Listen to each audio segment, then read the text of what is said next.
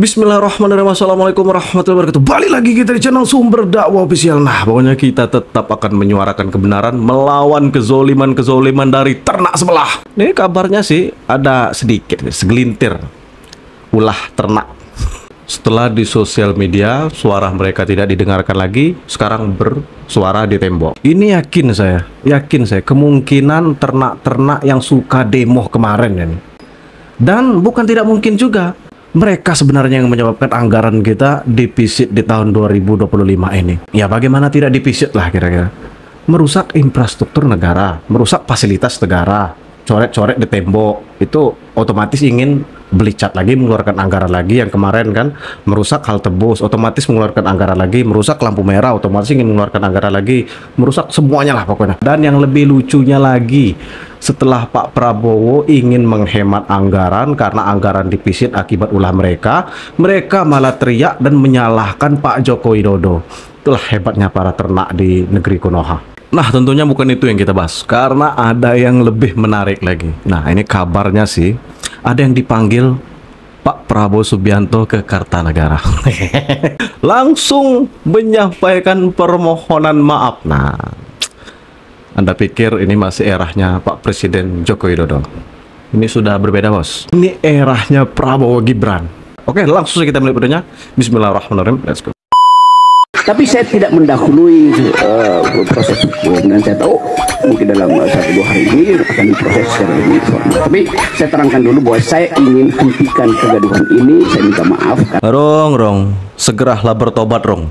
Nah, ucapan saya itu menimbulkan kegelisahan, menimbulkan tadi polemik itu. Republik Indonesia menggantikan Gus Dur yang dimakzulkan.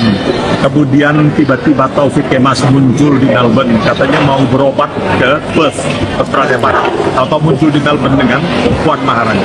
Dan di sini jumpa dengan Samsul Nur Salim. Ini wartawan senior nih, jadi bukan kaleng-kaleng. Yang mengatakan tidak bisa pulang ke Indonesia naik pesawat dari Singapura 1 jam 10 menit karena dilarang dokter, tapi dia bisa terbang 7 jam lebih dari Singapura ke Melbourne untuk jumpa Taufik Kemas. Dan setelah Taufik Kemas pulang, maka Megawati mengeluarkan SKL, surat keterangan lunas, yang ditentang awalnya oleh Kwi Kian Gi, tetapi kemudian Kwi Kian Gi dibujuk, dipaksa atau bagaimana, akhirnya menerima. Dan ketika itu Kwi Kian Gi mengatakan PDIP adalah partai yang paling korup di Indonesia. Lihat majalah Tempo yang masih sekarang ini dokumentasinya ada pada saya. Jadi kita mesti mengetahui apa yang terjadi dalam pertemuan antara Taufik Kemas almarhum dengan Samsul Nur Salim yang mendapat surat keterangan lunas SKL. Bagaimana pertemuannya itu? Hotel Hyatt sampai di booking juga? Bagaimana? 2 lantai. Tidak percaya, tanyakan Konsul Jenderal Republik Indonesia yang waktu itu bertugas di Melbourne. Kalau saya tidak salah, Pak Wahid Suprayadi, sekarang duta besar. Pantesan nenek pergi ke luar negeri di saat sidang Pak Sekjen. Oke. Republik Indonesia di Moskow. Benar atau tidak? Benar. Dia mengaku pergi ke Perth untuk memeriksakan kesehatan, tapi tahu-tahu muncul di Melbourne. Saya waktu itu masih aktif sebagai broadcaster dan wartawan. Tidak diperkenankan jumpa dengan Taufik yang saya kenal.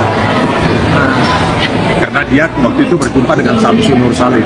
Samsul Nur Salim tidak bisa terbang dari Singapura ke Jakarta 1 jam 10 menit karena alasan kesehatan, tapi sanggup terbang dari Singapura ke Melbourne 7 jam lebih. Ya tebalah.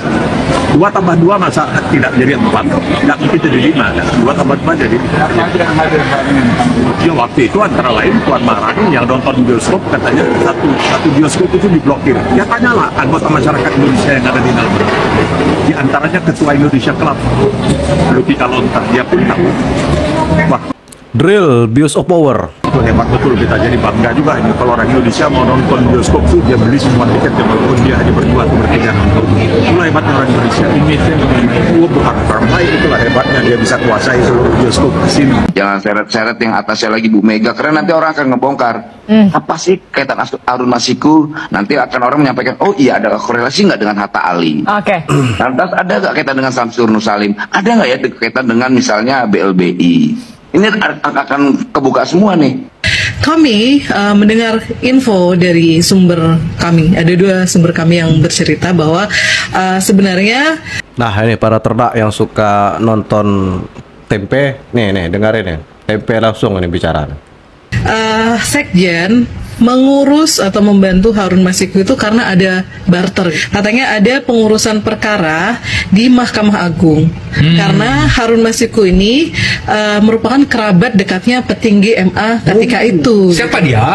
Siapakah petinggi MA ketika itu? Nah, teman-teman mungkin bisa telusuri sendiri. Benar. Tahu siapanya. Nah, di situ PDIP atau Hasto berharap pada kasus itu onslah gitu. Onslah itu apa artinya? Onslah itu putusan lepas. Jadi, nah ketika kasus itu putusan lepas, akhirnya kan tidak akan merembet kemana-mana gitu. Dan memang di KPK akhirnya 2024 itu meng-SP2 menghentikan daya rusaknya memang luar biasa lah pokoknya yang sebelah itu. Penyidikan perkara 2 kasus terkait yang sudah onslah pada saat itu. Ini maksud tuh kasus BLBI itu? Benar sekali. Wow. Karena itu kan nyerempet-nyerempet ke Ibu Ketua Umum kan. Karena BLBI itu kan dapat bantuannya di eranya Megawati Soekarno Putri kan. Jadi ada siapa namanya tersangkanya tuh Syafruddin Temenggung sudah lepas. Ada beberapa kan. Samsul Nur Salim dan Icih Nur Salim baru SP3 2024 ini. Nah, berarti nyambung semua ya kalau kita buat timeline itu lini waktunya. Kasusnya Hasto segala macam, terus MA ada putusannya BLBI, lalu 2024 ini Icih dan Samsul. Memang uangnya dikit 400, tapi motifnya yang gede, bos. Motif di balik Harun Masiku itu yang gede banget lah pokoknya. Salim itu SP3. Wow. Harusnya KPK periksa juga dong ya soal BLBI ini ya. Nah, harusnya begitu. Apakah memang kasus ini bisa dibuka kembali atau sudah kedaluarsa? Nah, itu KPK mungkin bisa mengumpulkan para ahlinya, penyidik dan lain-lainnya seperti itu. Menarik. Atau ini tergantung keputusan politik? Ya, biasanya sih begitu, Lin. Kompromi politik. Sekira pukul 20.00 WIB, tim termohon yang terdiri atas 5 orang ditangkap oleh segerombolan orang di bawah pimpinan AKBP Hendy Kurniawan, sehingga upaya tangkap tangan Harun Masiku dan pemohon tidak bisa dilakukan. Hendak tangkap Hasto, 5 penyidik KPK malah diringkus gerombolan AKBP Hendy Kurniawan. Biro Hukum Komisi Pemberantasan Korupsi, KPK, mengungkapkan Sekretaris Jenderal PDIP Hasto Kristianto dan ex-caleg PDIP. Tahu kan sekarang kan siapa yang sebenarnya merusak tatanan demokrasi dan tatanan hukum di negara ini? Harun Masiku kabur ke Kompleks Perguruan Tinggi Ilmu Kepolisian, PTIK, Jakarta, ketika hendak ditangkap pada 8 Januari 2020 lalu. Hal ini diungkapkan tim Biro Hukum KPK saat membacakan tanggapan atas permohonan pra-peradilan Hasto yang menggugat status tersangka kasus suap terkait pergantian antar waktu anggota DPR periode 2019 hingga 2024. Hal ini juga sama dilakukan pengejaran kepada pemohon yang ternyata menuju PTIK, di mana lokasi tersebut sama dengan posisi Harun Masiku. Ujar tim Biro Hukum KPK di Pengadilan Negeri Jakarta Selatan, Kamis, 6 Februari 2025. KPK melanjutkan, ketika tim hendak meringkus Hasto dan Harun di PTIK, mereka justru diamankan oleh sejumlah orang yang diduga merupakan suruhan Hasto. Sekira pukul Sampai di sini paham kita mengapa kubu Banteng ngebet ingin bertemu dengan Pak Prabowo Subianto. Pandai mereka memainkan lobby-lobby politik. 20.00 WIB, tim termohon yang terdiri atas 5 orang ditangkap oleh segerombolan orang di bawah pimpinan AKBP Hendy Kurniawan, sehingga ujar tim Biro Hukum KPK. Orang-orang itu menggeledah tim penyelidik dan penyidik KPK tanpa prosedur, melakukan intimidasi, hingga melakukan kekerasan verbal dan fisik. Alat komunikasi sejumlah petugas KPK yang memburu Harun dan Hasto juga diambil secara paksa. Sehingga upaya tangkap tangan Harun Masiku dan pemohon tidak bisa dilakukan. Bangun tidur sekarang nganggur, tidak lupa merangkai kata. Ini lagu pemanggil ternak. Ayo ternak datang. Sesuai dugaan saya, akan muncul pahlawan kesiangan. Akhirnya, Prabowo menginstruksikan gas LPG 3 kg. Pokoknya semua salah kalau di mata para ternak. Tetap bisa dijual di pedagang eceran hari ini. Jadi maunya apa? Kalian maunya gimana? Pak Prabowo harusnya gimana? Kalian protes, rakyat susah, ngantri gas LPG 3 kg. Pak Prabowo buat keputusan supaya pengecer bisa jualan lagi, supaya kalian gak susah lagi dapetin gas LPG 3 kg. Keputusan yang berpihak kepada rakyat kecil masih kalian salahkan, dianggap pahlawan kesiangan. Jadi maunya gimana? Maunya itu Pak Prabowo gimana? Hah? Dia yang salah buat keputusan yang memihak kepada rakyat salah. Maunya apa kalian? Gue tahu maunya kalian itu junjungan kalian yang jadi presiden, karena di mata kalian Pak Prabowo ini salah terus gitu, ya kan? Ya sabar aja dulu, masih ada pemilu 2029, ntar ikutan lagi pemilu ya. Ubur-ubur ikan lele, sabar dulu 5 tahun lagi ya. Saya kemarin coba beli di Subangkalan 18.000. Gimana Pak? Eceran itu naik menjadi Subangkalan. Menurut Bapak program itu gimana Pak? Ya kalau programnya, kalau untuk ini bagus ya, cuman untuk harga saya rasa sama aja. Itu cuman bedanya doang. Blok G tahu saya. Blok G, Kemanggisan, Palmerah. Gimana nih Bu kondisi gas saat-saat ini Bu? Kalau saya lihat kemarin udah normal di agen saya yang biasa langganan, udah dapet saya udah dari kemarin saya lihat udah normal sih. Ada antrian nggak?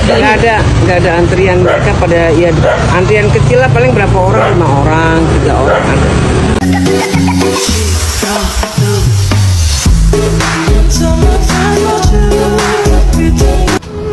Oleh sebab itu, sebagai saudara, sebangsa dan setanah air, yang paling baik adalah saling memaafkan. Beda dengan pola pikir ternak. Emosi itu boleh, tetapi memaafkan itu lebih baik. Sabar itu juga lebih baik. Saya mengatakan di sini bahwa saya sebagai pimpinan tertinggi Partai Gerindra berterima kasih kepada seluruh kader yang telah memberi kepercayaan kepada saya, yang telah mendukung saya pada saat saya harus mengambil keputusan-keputusan yang besar dan yang berat. Dan saya sekarang tetap minta dukungan saudara. Percayalah kepada pimpinanmu. Pimpinanmu tidak mungkin akan mengambil keputusan yang merugikan partai, apalagi rakyat dan bangsa dan negara Indonesia. Dah, pokoknya kami sangat percaya dengan pemimpin kami, yaitu Pak Prabowo Subianto dan Mas Gibran. Jelas beda pola pikir kami dengan para ternak-ternak yang selalu menebar ujaran kebencian, yang selalu berpikir negatif, seolah-olah hanya pemimpin mereka saja yang sempurna. Saya rasa hampir seluruh masyarakat Indonesia tahu lah. Pokoknya saya nggak bisa pikir sih kalau KPK bisa kalah di pra-peradilan. Dan di sini kita paham kan, mengapa mereka ngebet banget ingin bertemu Pak Presiden Prabowo Subianto. Ini bukan masalah nominal Pak Harun Masiku dengan Pak Sekjen, tapi motif di baliknya itu triliunan bos. Nah, jadi kan kemarin kalian teriak-teriak dengan Pak Prabowo masalah pemangkasan anggaran, termasuk kubu sebelah juga teriak-teriak masalah pemangkasan anggaran. Nah, jika motif di balik kasus Harun Masiku ini bisa diungkap, bisa diangkat kembali, bukan tidak mungkin bisa menambal defisit anggaran kita di tahun 2025 ini. Jadi mari kita dukung KPK, kita support KPK. Tentunya kita kawal terus kasus Pak Sekjen ini, jangan sampai bisa lolos. Kalau lolos, waduh, tak bisa kita bayangkan betapa hebatnya mereka bisa menghindari hukum di negara ini. Nah, saya akhiri, tetap jaga persatuan Indonesia, jangan mau kita terpecah belah, jangan mau kita diadu domba, tetap support, tetap dukung pemerintahan Pak Prabowo dan Mas Gibran. Wabillahi taufiq wal hidayah. Wassalamualaikum warahmatullahi wabarakatuh.